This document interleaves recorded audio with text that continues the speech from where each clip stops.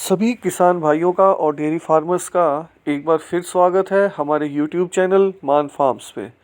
Friends, आज की video में हम एक थोड़ा अलग टॉपिक डिस्कस करेंगे जिसका नाम है एम्ब्रॉय ट्रांसफ़र टेक्नोलॉजी इन कैटल्स। कि जो आपके पशु हैं उनके अंदर एम्ब्रॉय ट्रांसफ़र से क्या बेनिफिट मिलते हैं और ये कैसे होता है। एक्चुअली इस जो पूरे की पूरी ये टेक्नोलॉजी है, इसका जो मेन फ़ायदा है वो यही है कि जो ब्रीडिंग में बहुत सारा टाइम लगता है, जो जनरेशन्स को इम्प्रूव करने में बछड़ियों का बहुत टाइम लगता है, उस टाइम को रिड्यूस किया जा सके। क्योंकि एक ब्रीडिंग करना या अपनी जनरेशन्स को मिल्क का इम्प्रूव करना, ये एक बहुत ही ज़्यादा टाइम टेकिंग प्रोसेस है।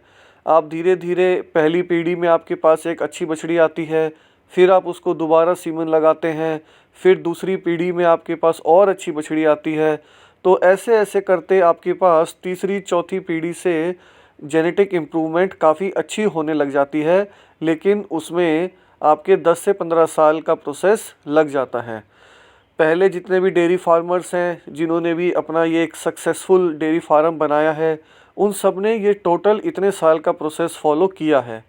लेकिन आज के टाइम में ये ऐसी टेक्नोलॉजी आ गई है कि आप डायरेक्ट 3 साल के अंदर ही 10-15 लीटर वाली गाय से भी 40-45 लीटर वाली बछड़ी ले सकते हैं। इसी प्रोसेस का नाम है एम्ब्रॉय ट्रांसफ़र इन कैटल। और अब ये जो टेक्नोलॉजी है ये इंडिया में भी अवेलेबल है, जो कि हमारी एससीजी कंपनी है एनडीडीबी की सुपीरियर एनिमल जेनेटिक्स, वो भी इस प्रोसेस को कर रही है। और भी काफ़ी जो प्राइवेट कंपनीज़ हैं वो भी इस प्रोसेस को करती हैं। तो आइए देखते हैं इस प्रोसेस के बारे में। तो ये चीज़ मैं आपको बता रहा था कि एक लंबा गैप लगता है अगर आपको, जैसे आपका जनरेशन स्टार्टिंग है, उसका मिल्क कैपेसिटी उसके नीचे बना रखा है। ये एक एग्जांपल है कि 1 बॉटल दिखा रखा है, भाई इतना मिल्क देता है। उसके बाद फिर आप पहली पीढ़ी लोगे, दूसरी पीढ़ी लोगे। दूसरी पीढ़ी जब आपके पास अच्छी इम्पोर्टेड जनरेशन की आएगी, तब आपका मिल्क डबल होगा। उसमें आपको 5 से 6 साल लेकिन लग जाएंगे। उसके बाद आपकी तीसरी पीढ़ी, चौथी पीढ़ी, फिर आपका मिल्क और इंक्रीज़ होगा। तो ये टोटल प्रोसेस में आपका ईज़िली 10 से 15 साल लग जाते हैं, क्योंकि हर पीढ़ी में आपको 3-4 साल का टाइम लगता है। आपकी गाय प्रेग्नेंट होती है, 9 महीने वो प्रेग्नेंट रहती है, फिर वो काफ को जन्म देती है, फिर 2 साल के बाद वो काफ भी आता है, 2-3 साल के बाद। तो हर जनरेशन में इतना टाइम लग जाता है। लेकिन एम्ब्रॉय ट्रांसफ़र टेक्नोलॉजी में क्या होता है, डायरेक्ट एक ही पीढ़ी में आप 2.5 से 3 साल में ही आप अपना मिल्क डबल या ट्रिपल भी कर सकते हैं। आने वाली जो बछड़ियाँ होती हैं, डिपेंड करता है आपने कौन सा एम्ब्रॉय यूज़ किया है, उसकी मिल्क कैपेसिटी कितनी है। क्योंकि इस टेक्नोलॉजी में जो मदर के जीन्स हैं वो बच्चे में बिल्कुल भी नहीं जाते। चाहे मदर 10 लीटर वाली हो, 5 लीटर वाली हो, 20 लीटर वाली हो, उसका कोई भी फ़र्क नहीं पड़ता है।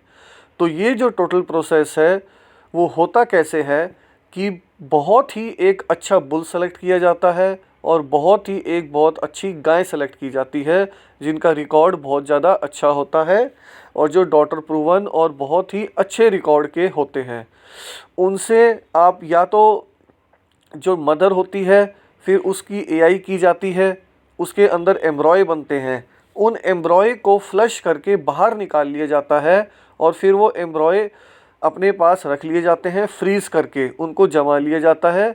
या जैसे आईवीएफ होता है, इन विट्रो फर्टिलाइजेशन, अच्छा बुल और अच्छी मदर, इन दोनों का इन विट्रो फर्टिलाइजेशन स्पर्म और जर्म प्लाज्म का बाहरी करके एम्ब्रॉय बना लिया जाता है। उस एम्ब्रॉय को 7 दिन तक ग्रो किया जाता है, फिर उसको बिल्कुल फ्रीज़ करके रख लिया जाता है फ्यूचर यूज़ के लिए।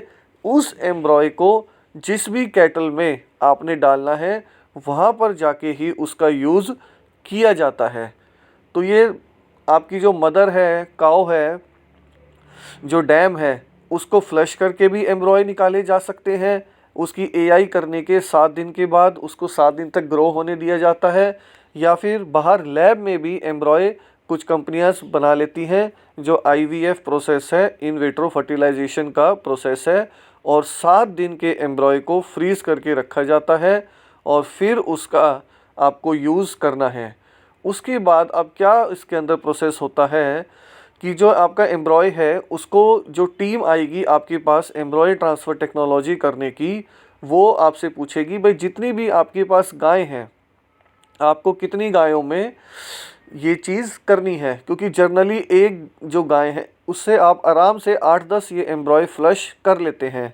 उसके बाद जब वो आपकी गाय जिसको आपको प्रेग्नेंट करवाना है या जिसकी एआई करवानी है, उसके अंदर जब उसकी हीट आएगी, हीट आने के 7 दिन के बाद, क्योंकि आपका एम्ब्रॉय 7 दिन का पहले से ही है, लगभग 7 दिन हीट आने के बाद वो जो एम्ब्रॉय है वो आपकी गाय के अंदर वो रखेंगे।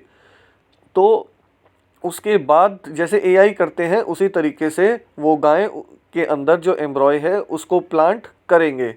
उसके बाद फिर उसको देखेंगे कि उसने वो एम्ब्रॉय गाय ने एक्सेप्ट करा कि नहीं। जैसे 21 दिन के बाद अगर गाय हीट में नहीं आई है तो और थोड़े टाइम के बाद उसका फिर प्रेगनेंसी चेक करेंगे कि वो जो आपने एम्ब्रॉय रखा था वो अब उस डैम के अंदर सेटल हो चुका है और अब वो एक काफ बनने की तैयारी पे चल चुकेगा।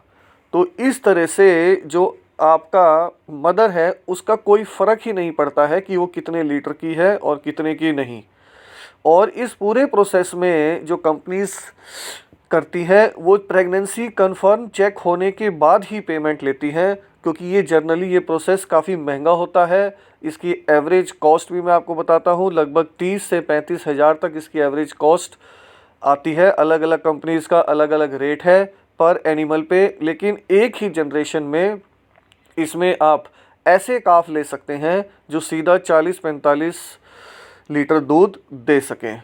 तो अगर जो फ्रेंड्स जो इकोनॉमिकली इसको अफोर्ड कर सकते हैं वो ज़रूर इसको ट्राई करें। वीडियो देखने के लिए धन्यवाद।